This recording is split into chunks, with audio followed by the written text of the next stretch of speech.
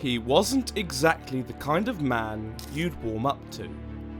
General Bernard Montgomery, known to his men as Monty, was not charming, funny, or even particularly kind. He was boastful, painfully blunt, and wrapped tightly in a sense of personal grandeur that made even his allies uncomfortable. He didn't joke, and if you dared to speak in metaphor, he'd take you literally. For Montgomery, there was one right way to do things. His way. To most, it didn't matter because his way worked. In the time of World War II, Montgomery was instrumental in defeating the Axis forces in North Africa, leading a decisive victory at the Second Battle of El Alamein in 1942. But at the height of his success, his ego cast a long shadow. Even Winston Churchill described him as, in defeat, unbeatable, in victory, unbearable. But with success came something else, a reputation. Not for boldness, not for courage, but something darker. Some called him a butcher. It's a name that sticks. A word loaded with accusations of throwing away lives in pursuit of cautious plans that became bloodbaths. So who was Montgomery? A genius? A glory hound? A tactician obsessed with perfection? Or a cold, calculating commander whose pride cost lives? The truth, as always, lies somewhere in between.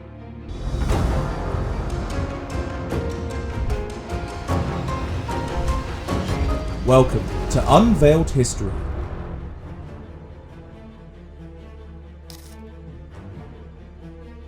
The fourth of 9 children, Montgomery grew up in what we'd now recognise as a deeply abusive household.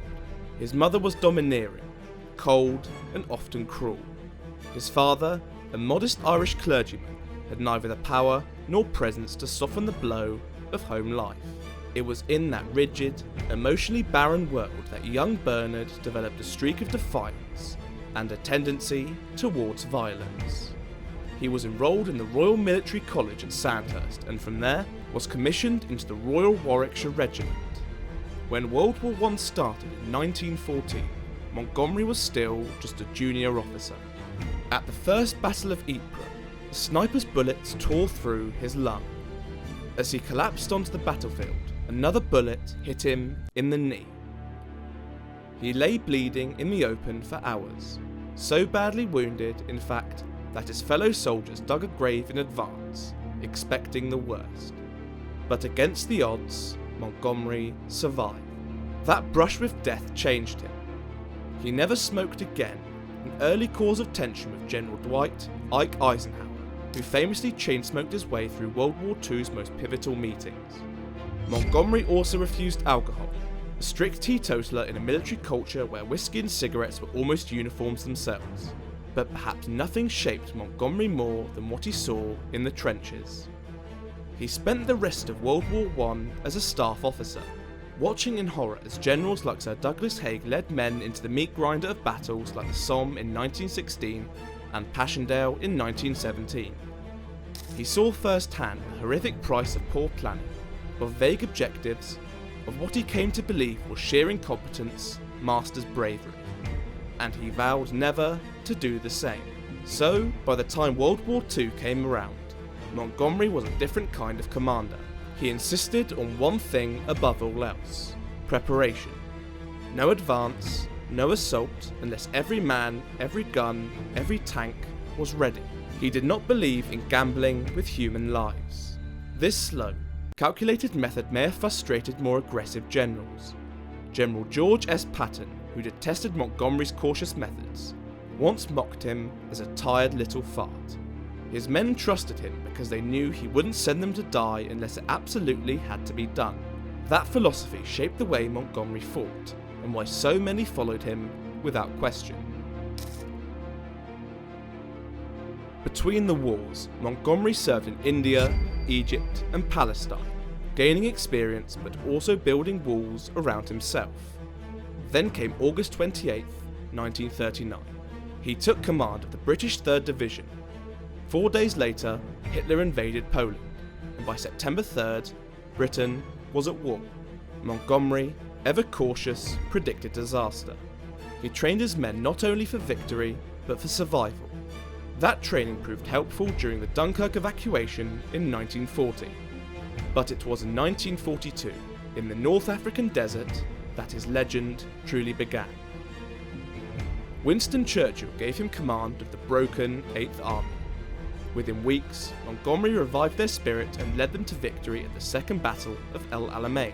He pushed the Axis out of Africa, led the Sicily and Italy campaigns, and then helped plan D-Day. On June 6, 1944, he commanded all Allied ground forces in Operation Overlord, eventually trapping the Germans at the Falaise Pocket. Then, in September 1944, Montgomery pulled his boldest and most controversial gamble, Operation Market Garden. Montgomery convinced General Eisenhower to back the plan, which was nothing short of audacious. The idea was to drop tens of thousands of airborne troops behind enemy lines in the Netherlands, seize a series of the Rhine River bridges, and create a direct path into northern Germany, right into the Ruhr, the industrial beating heart of the Nazi war machine. It was ambitious, fast, decisive, and ultimately a disaster. What followed was a brutal, chaotic engagement. Allied forces fought heroically, but the bridges were too far, the resistance too strong, and the coordination too fragmented. Montgomery's plan failed, and it failed tragically, with thousands of Allied troops killed, wounded, or captured. Yet, in the aftermath, Montgomery did what he so often did. He spun the story his way. He claimed the operation was 90% successful, and rather than accepting responsibility, he blamed the failure on Canadian units, troops who, ironically, weren't even under his command. This was not just one of his military spins. By this point in the war, Montgomery's ego was no longer a footnote. It was a liability. Senior Allied leaders, particularly the Americans, had grown frustrated, even furious. But during the Battle of the Bulge, he regained trust with firm leadership. In March 1945, Montgomery led the Rhine crossing. By May 4th, he accepted the German surrender in Denmark, northern Germany, and the Netherlands. So, was Field Marshal Montgomery a brilliant general or a butcher? That depends on who you ask. To those who served beneath him, he was a commander who prepared meticulously, cared deeply about their readiness, and hated to waste lives. But to those who worked with him or above him, he could be insufferably overbearing, demanding loyalty and obedience while often ignoring orders from those higher up the chain. Sometimes that independence is the mark of a great commander, but with Montgomery, it often came with a cost. His unwillingness to play by the rules of diplomacy nearly ended his career on several occasions and created friction within the fragile Anglo-American alliance. One such moment came in April 1943, during the race for Tunisia.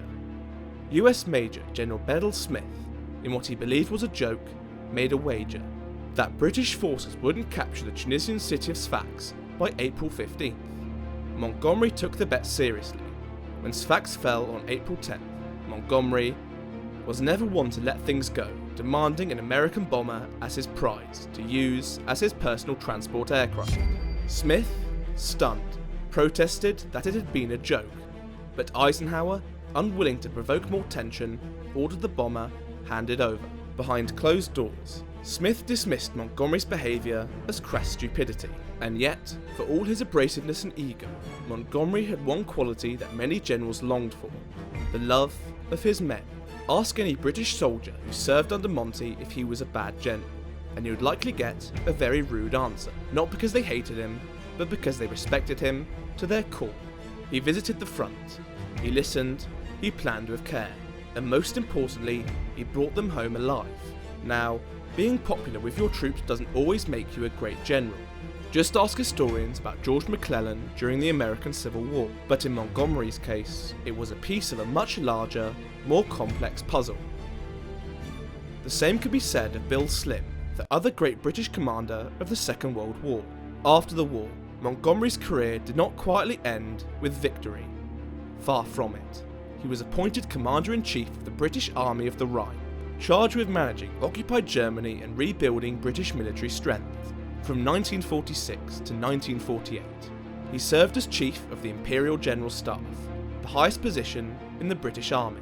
Then, as Europe entered a new era of uncertainty, the Cold War, Montgomery took on an even greater task, shaping the early foundations of international military cooperation. Between 1948 and 1951, he chaired the Commanders-in-Chief Committee of the Western Union, a forerunner to NATO. From 1951 to 1958, he served as Deputy Supreme Allied Commander Europe, helping build the structure of the alliance that still exists today. His role in NATO emphasised what he'd always believed in: unity of command and the necessity of collective defence in a dangerous world. His American rival, General George Patton, died not long after the war, killed in a car accident in post-war Germany. But Montgomery lived on, into peacetime, into old age. He died in 1976 at the age of 88. To the British, he remains a national figure. To many Americans, he's still remembered with a certain mix of admiration and irritation. But regardless of the perspective, there is one undeniable truth. More ink has been spilled writing about Bernard Montgomery than any other general of the Second World War, except perhaps Patton and Rommel, because, love him or loathe him, you can't ignore Monty. At the end of the war, when the guns fell silent and the world counted its dead, Montgomery's troops were still standing.